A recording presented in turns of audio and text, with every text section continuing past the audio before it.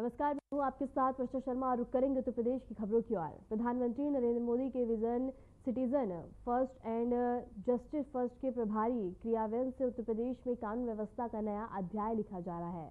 मुख्यमंत्री योगी आदित्यनाथ के कुशल नेतृत्व में राज्य पुलिस बल को नई ऊर्जा मिलती है और इसके साथ ही रिकॉर्ड स्तर पर हुई भर्तियों ने यूपी पुलिस को पहले से अधिक सशक्त और आधुनिक बनाया है। सरकार का उद्देश्य है भयमुक्त समाज की परिकल्पना को साकार करना, जिसमें नागरिकों की सुरक्षा सबसे ऊपर है।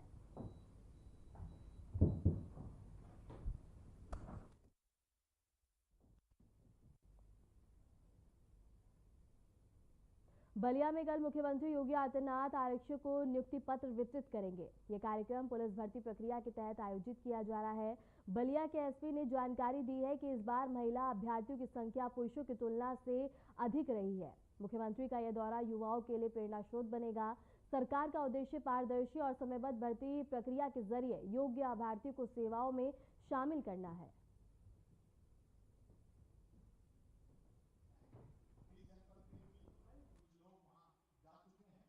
उत्तर प्रदेश पुलिस में जो 60,244 आरक्षियों की भर्ती हुई है, इनके नियुक्ति पत्र वितरण का कार्यक्रम कल लखनऊ में रखा गया है, जहां माननीय गृह मंत्री भारत सरकार, माननीय मुख्यमंत्री जी उत्तर प्रदेश सरकार व अन्य सभी वरिष्ठ अधिकारीगण वहां पर मौजूद रहेंगे और उनकी उपस्थिति में सभी पूरे प्रदेश के जो नवनियुक्त आरक्षी हैं वहाँ पे अपना नियुक्ति पत्र ग्रहण करेंगे। इसके बाद ये अपने अपने जनपदों में वापस जाएंगे और अभी तक जो प्रस्तावित है 17 तारीख से जो जनरल ट्रेनिंग कोर्स है, जिसे जेटीसी कहते हैं, उसमें सब लोग अपने अपने आवंटित जनपदों में जाएंगे। 1 महीने के जेटीसी के बाद ये सभी लोग अपने अपने जो रिक्रूट ट्रेनिंग सेंटर्स हैं उस पर जाके विधिवत अपना प्रशिक्षण ग्रहण करेंगे।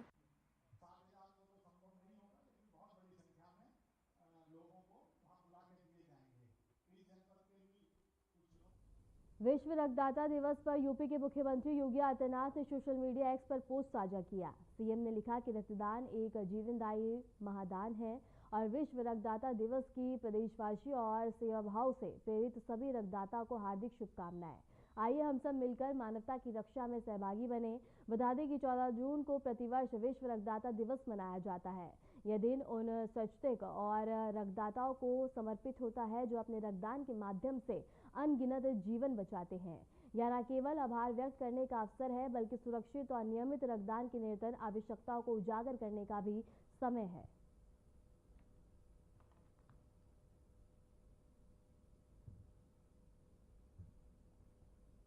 मैनपुरी में मंत्री जयवीर सिंह ने ट्रांजिट हॉस्टल में जनसुनवाई के दौरान लोगों की समस्याएं सुनी। इस दौरान प्रशासनिक अधिकारी भी मौके पर मौजूद रहे। मंत्री जयवीर सिंह ने जमीन कब्जे की शिकायतों पर सख्त कार्रवाई का भरोसा दिलाया। उन्होंने कहा कि जनता की शिकायतों का समाधान प्राथमिकता पर किया जाएगा और सुनवाई के दौरान बता दें कि सरकार जनता से सीधे संवाद बनाकर पारदर्शिता के साथ काम कर रही है।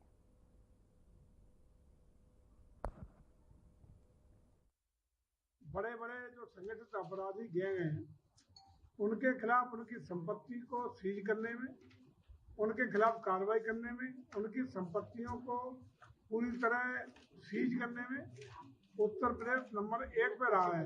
तो पता नहीं कहाँ के कौन से आंकड़े आप बता रहे हो। आंकड़े नहीं भी संगठित अपराधियों, अपराधी गिरोहों, अपराधी करने वाले, इस तरह के उन अपराधों के आधार पर संपत्ति अर्जित करने वाले जितने भी गैंग हैं, सब उनके खिलाफ संगठित अपराध में, गिरोहबंदी कानून में, उनके खिलाफ प्रमाणिक तौर पे सबसे प्रभावी कार्रवाई करने वाला राज्य उत्तर प्रदेश है।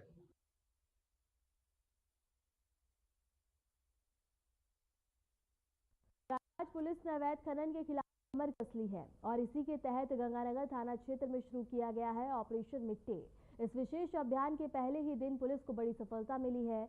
वहीं पुलिस ने अवैध खनन में लिप्त 11 आरोपियों को मौके से गिरफ्तार किया, जबकि कई जेसीबी मशीन और ट्रैक्टर भी जब्त किए गए। तो देखना होगा कि यह अभियान आने वाले दिनों में किस हद तक इस खनन माफिया पर नकेल कस पाता है, और इसी को लेकर देखिए हमारी खास रिपोर्ट। उत्तर प्रदेश के प्रयागराज में अवैध खनन पर चला बुलडोजर। गंगानगर पुलिस ने शुरू किया है ऑपरेशन मिट्टी। ऑपरेशन के पहले ही दिन आधी रात को एडीसीपी पुष्कर वर्मा ने सराय मामरेज इलाके में बड़ी दबिश दी है। पुलिस टीम ने मौके से 11 लोगों को अवैध मिट्टी खनन करते हुए रंगे हाथों दबोच लिया। कार्रवाई के दौरान पुलिस ने जेसीबी मशीन, कई ट्रैक्टर और बाइक भी जब्त की है। इस सख्त कार्रवाई से इलाके में अवैध खनन करने वालों में हड़कंप मच गया है। खनन माफियाओं को रंगे हाथ पकड़ने के लिए आरपीएस पुष्कर वर्मा ने खास रणनीति बनाई। थाने की फोर्स ही नहीं बल्कि दूसरे थानों की फोर्स को भी जोड़ा और 30 पुलिसकर्मियों की एक विशेष टीम बनाई। प्रयागराज में ऑपरेशन टीम के तहत की गई छापेमारी के बाद अब धीरे धीरे खनन माफियाओं की सच्चाई सामने आने लगी है। गंगा किनारे खनन जांच में सामने आया है कि खनन माफिया गंगा मिट्टी से मिट्टी निकालते थे और उसे आसपास के इलाकों में ऊंचे दामों पर बेचते थे। ये अवैध कारोबार लंबे समय से स्थानीय स्तर पर चलता आ रहा था, लेकिन अब पुलिस ने इन पर शिकंजा कसना शुरू कर दिया है। एडीसीपी पुष्कर वर्मा ने इस पूरे मामले पर कहा कि ये कार्रवाई सिर्फ शुरुआत है। जो भी अवैध खनन में लिप्त पाया जाएगा उसके खिलाफ कठोरतम कार्रवाई की जाएगी। ये टीम आधी रात को सराय मामरेज पहुंची थी, जहां खनन माफिया जेसीबी से मिट्टी निकालने में जुटे थे। जिले में अवैध मिट्टी खनन पर लगाम लगाने के लिए प्रशासन ने सख्त रुख अपना लिया है। जिलाधिकारी डॉक्टर राजा गणपति आर ने स्पष्ट किया कि अवैध खनन करते पकड़े जाने पर अब भारी जुर्माना वसूला जाएगा। डीएम ने बताया कि यदि कोई ट्रैक्टर ट्रॉली अवैध खनन में लिप्त पाई जाती है तो उस पर 25,000 का जुर्माना लगाया जाएगा। वहीं जेसीबी मशीनों पर 2 लाख से 5 लाख तक का जुर्माना लगेगा, जो खनन की मात्रा और गंभीरता के आधार पर तय होगा। डीएम ने ये भी कहा कि जिले में अवैध खनन को बिल्कुल भी बर्दाश्त नहीं किया जाएगा। संबंधित विभागों को निर्देश दिए गए हैं कि ऐसे मामलों में कड़ी कार्रवाई की जाए और यदि जरूरत पड़े तो वाहनों को सीज भी किया जाएगा। 30,000 का जुर्माना होती है यदि ट्रैक्टर या ट्रॉली है। यदि ऐसे जेसीबी का प्रकरण है तो फिर जेसीबी का प्रकरण जिलाधिकारी के विवेक अनुसार जुर्माना लगा सकते हैं 2 लाख से 5 लाख का बीच में। यदि पत्रावली मेरे पास आएगा तो फिर उसका गंभीरता का आधार पर, ग्रेविटी ऑफ क्राइम के आधार पर हम 2 लाख से 5 लाख के बीच में हम जुर्माना लगाता हूँ। जब जुर्माना होगी उसके आधार पर हम उनका जुर्माना वसूली करते हुए हम गाड़ी को छोड़ते, ये प्रक्रिया। ऑपरेशन मिट्टी के तहत पकड़े गए खनन माफियाओं से पूछताछ में अवैध खनन से जुड़ी कई अहम जानकारियां सामने आई है। पुलिस अब इन जानकारियों की बारीकी से जांच कर रही है और जल्द ही इस नेटवर्क से जुड़े और लोगों की गिरफ्तारी की तैयारियां की जा रही है। एडीसीपी पुष्कर वर्मा ने बताया कि ये पूरा ऑपरेशन पूरी तरह गोपनीय ढंग से प्लान किया गया था ताकि किसी भी तरह की जानकारी लीक ना हो।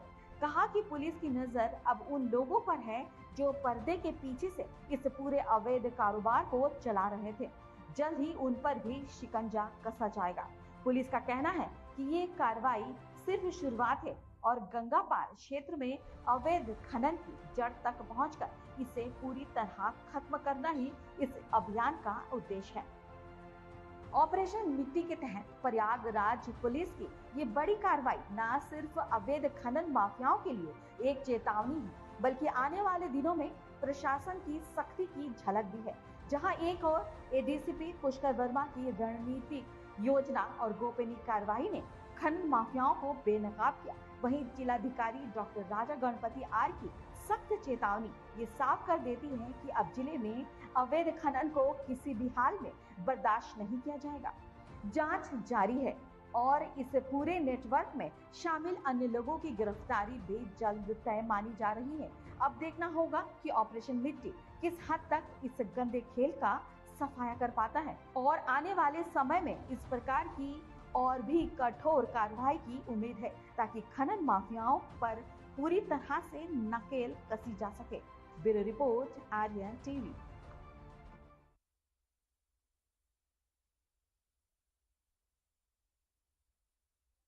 खबर है जहां बता दें कि स्वामी प्रसाद मौर्य के बड़े भाई का निधन हो गया है। लंबे समय से पीजीआई में भर्ती थे और इसके साथ ही सालिग्राम पीजीआई में बता दें कि सालिग्राम मौर्य का निधन हुआ। इलाज के दौरान ली अंतिम सांसें। बड़ी खबर है जहां बता दें कि लंबे समय से पीजीआई अस्पताल में भर्ती थे और इसके साथ ही बता दें कि उनका निधन हो गया। इसके साथ ही बता दें कि अस्पताल में अंतिम सांस ली है। बड़ी खबर है जहां बता दें कि पीजीआई में सालिक राम और इसके साथ ही बता दें कि निधन हो गया है। स्वामी प्रसाद मौर्य के बड़े भाई का निधन हो गया। इसके साथ ही बता दें कि कई समय से उनका इलाज जारी था और इसके साथ ही किसी बीमारी से जूझ रहे थे, जिसके बाद बता दें कि आज उन्होंने अंतिम सांस ली है। सबसे बड़ी खबर है जहां बता दें कि स्वामी प्रसाद मौर्य के बड़े भाई का निधन हो गया है और इसके साथ ही बता दें कि कई समय से अस्पताल में भर्ती थे और इसके साथ ही कई बीमारियों से जूझ रहे थे, जिसके बाद बता दें कि आज उन्होंने अंतिम सांस ली है।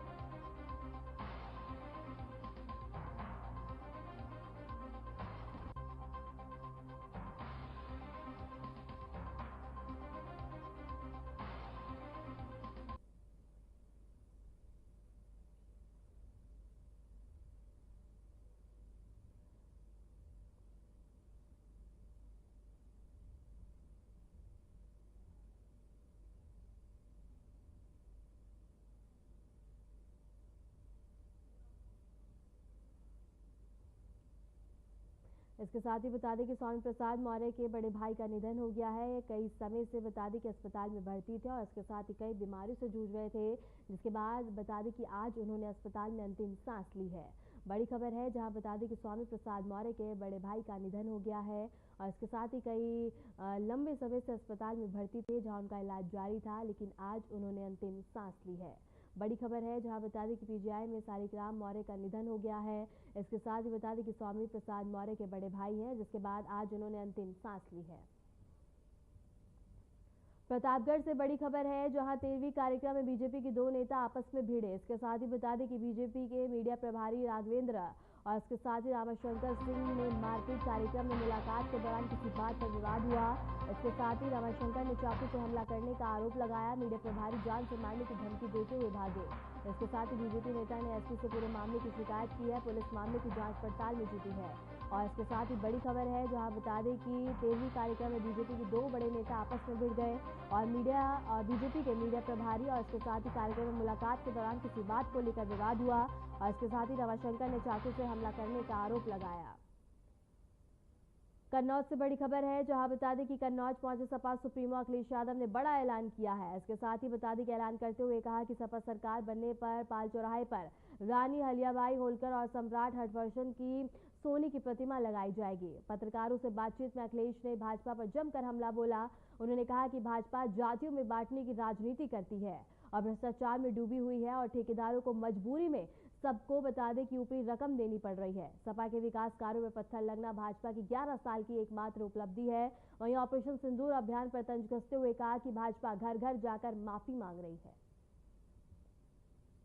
11 वैसे अच्छा नंबर होता है, लेकिन 11 साल की उपलब्धि ना बताएंगे। दिल्ली के 11 साल और लगभग उत्तर प्रदेश के 9 साल, 20 साल की उपलब्धि बताएं। जो मुझे दिखाई दे रही 20 साल की उपलब्धि, सड़क समाजवादियों ने बनाई। जो मैं जिस सड़क से अभी मैं आया हूँ, सड़क समाजवादियों ने बनाई, डिवाइडर समाजवादियों ने बनाया। बस इन्हें मिल गई जगह थोड़ी सी, खंबा लगा के कहेंगे सड़क हमने बनाई। ये इनकी उपलब्धि है। और जहां तक कन्नौज का सवाल है, इनकी एक ही उपलब्धि है कि सब समाजवादियों के काम रोक दो।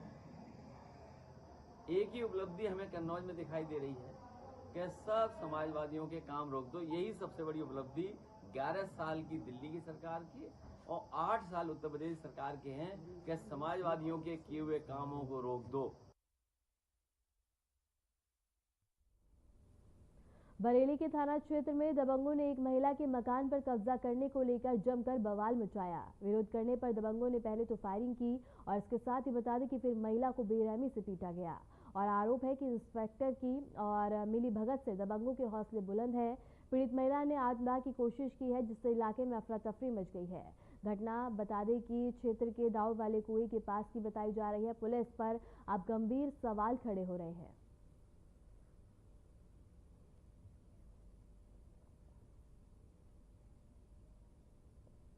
उत्तर प्रदेश के गोंडा जिले से एक शर्मनाक वीडियो सामने आया है, जिसमें एक बैंक कर्मी कर्ज वसूली के नाम पर कर्जदार को सरेआम बेइज्जत करता हुआ नजर आ रहा है।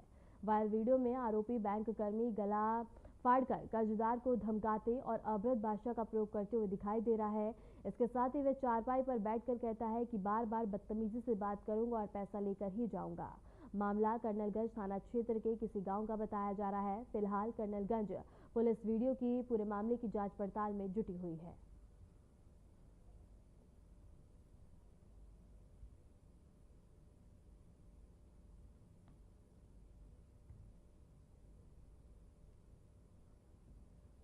बता दें कि गौरना से ही खबर है, जहां बदतमीजी करने का वीडियो सोशल मीडिया पे तेजी से वायरल होता हुआ नजर आ रहा है। इसके साथ ही बदतमीजी से वसूली का यह वीडियो वायरल हो रहा है। और इसके साथ ही बता दें कि सूचना मिलते ही मौके पे पहुंची पुलिस अब पूरे मामले में और इसके साथ ही वीडियो की जांच पड़ताल में जुटी हुई है।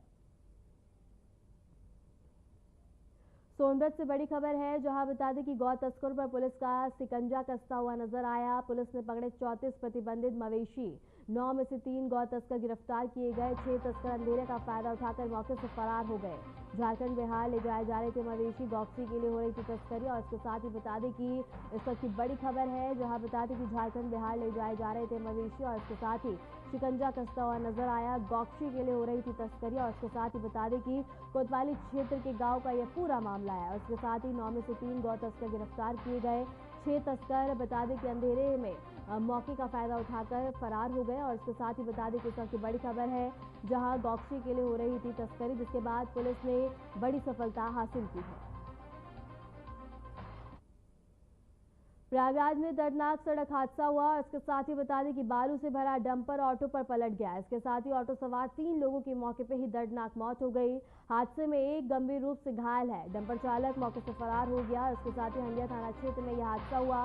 पुलिस ने अब पूरे मामले की जांच पड़ताल शुरू कर दिया। इसके साथ ही शवों को कब्जे में लेकर पोस्टमार्टम के लिए भेज दिया। इस वक्त की बड़ी खबर है, जहां बता दें कि भीषण सड़क हादसा देखने को मिला और इसके साथ ही बता दें कि मौके पे ही दर्दनाक मौत हो गई। सूचना मिलते ही मौके पर पहुंची पुलिस अब पूरे मामले की जांच पड़ताल में जुटी हुई है और इसके साथ ही शवों को कब्जे में लेकर पोस्टमार्टम के लिए भेज दिया। इस पूरे हादसे में एक गंभीर रूप से घायल है। डंपर चालक मौके से फरार हो गया है। सबसे बड़ी खबर है, जहां बता दें कि बड़ा भीषण सड़क हादसा हुआ और इसके साथ ही बता दें कि पुलिस ने पूरे मामले की जांच पड़ताल शुरू कर दी है। और इसके साथ ही ऑटो सवार 3 लोगों की मौके पे ही दर्दनाक मौत हो गई। सूचना मिलते ही मौके पर पहुंची पुलिस पूरे मामले की जांच पड़ताल में लग गया और इसके साथ ही तीनों के शवों को कब्जे में लेकर पोस्टमार्टम के लिए भेज दिया है।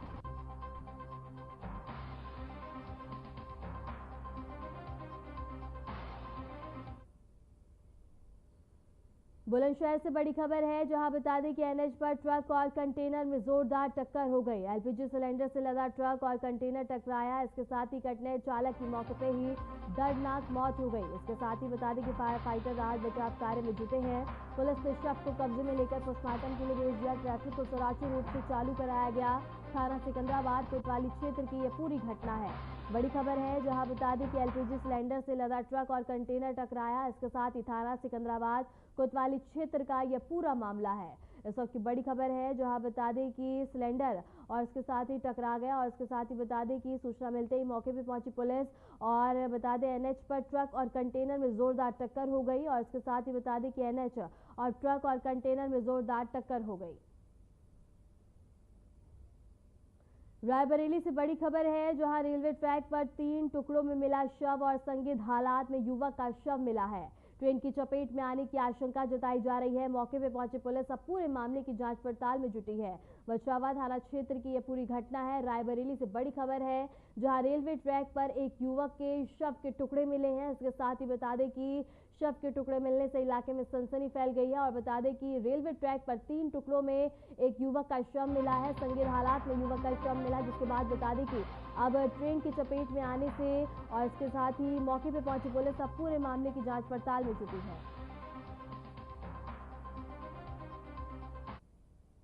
बुलंदशहर के सिकंदराबाद क्षेत्र में एक होमगार्ड द्वारा शराब की दुकान के बाहर हंगामा करने का वीडियो सोशल मीडिया पे तेजी से वायरल हो रहा है।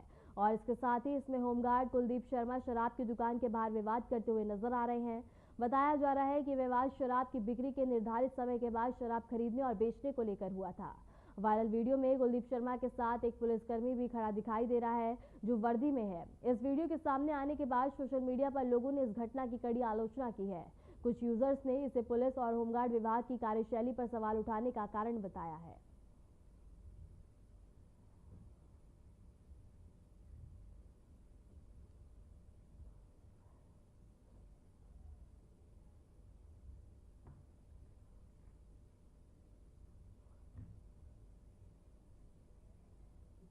नोएडा सेक्टर 49 थाना क्षेत्र के बरौला इलाके में दबंगई की एक सनसनीखेज घटना सामने आई है। यहां कुछ बता दें कि निर्कुश युवकों ने एक दुकान में घुसकर दुकानदार के साथ जमकर मारपीट की।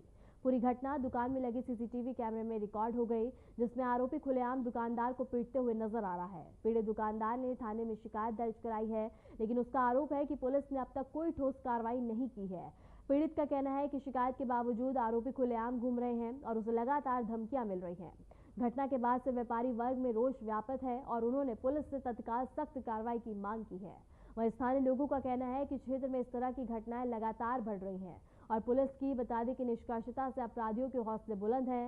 फिलहाल पुलिस ने मामले की जांच शुरू करने की बात कही और सीसीटीवी फुटेज के आधार पर आरोपियों की पहचान करने का प्रयास अब किया जा रहा है।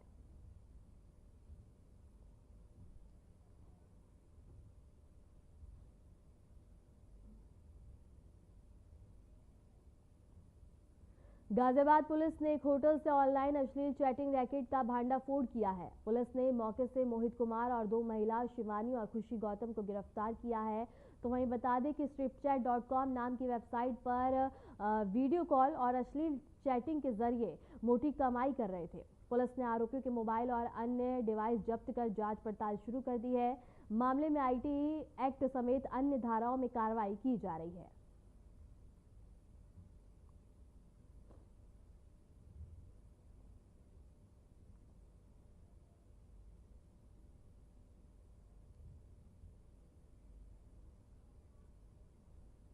पीलीभीत से बड़ी खबर है, जहां बता दें कि नेत्रहीन से दुष्कर्म करने का ये पूरा मामला है। इसके साथ ही नाबालिग से घर में घुसकर इस घटना को अंजाम दिया गया। बता दें कि परिजनों की गैर मौजूदगी में वारदात को अंजाम दिया। दुष्कर्म के बाद आरोपी मौके से फरार हो गया। पीड़ित ने बता दें कि बरखेड़ा थाने में तहरीर दी है।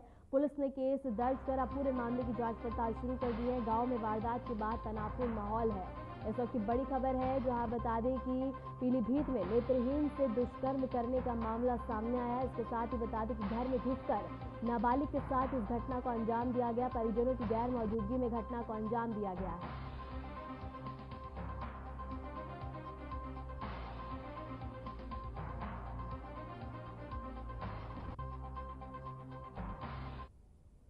आगरा जिले के खेड़ा राठौड़ थाना क्षेत्र के भगवानपुरा गांव में एक दर्दनाक घटना सामने आई है, जहां चंबल नदी के किनारे पशु की पानी पिलाने गई एक महिला को मगरमच्छ ने पकड़कर नदी में खींच लिया। घटना की सूचना मिलते ही पुलिस और वन विभाग की टीम मौके पर पहुंची। महिला की तलाश के लिए नदी में जाल डालकर सर्च ऑपरेशन चलाया जा रहा है। स्थानीय लोग भी प्रशासन की मदद कर रहे हैं और इस घटना से इलाके में दहशत का माहौल देखने को मिल रहा है। आगरा से ये खबर है, जहां बता दें कि मगरमच्छ का कहर देखने को मिला। महिला को नदी में खींच ले गया मगरमच्छ के हमले से महिला लापता है। प्रशासन ने अब रेस्क्यू ऑपरेशन शुरू किया है।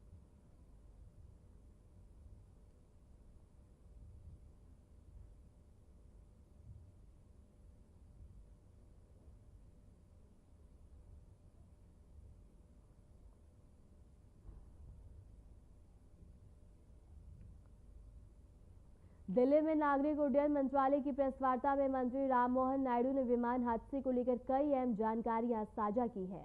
उन्होंने बताया है कि विमान एयरपोर्ट से महज 2 किलोमीटर दूर और 650 फीट की ऊंचाई पर था जब तकनीकी खराबी आई और पायलट ने इमरजेंसी सूचना दी थी, लेकिन कुछ ही सेकंड में विमान दुर्घटनाग्रस्त हो गया। नायडू ने बताया है कि हादसे की तेजी से जांच की जा रही है और राहत की बात यह है कि विमान का ब्लैक बॉक्स मिल गया है, जिससे हादसे के कारणों को जानने में मदद मिलेगी। मंत्री ने यह भी स्पष्ट किया है कि पेरिस दिल्ली उड़ान में कोई समस्या नहीं थी।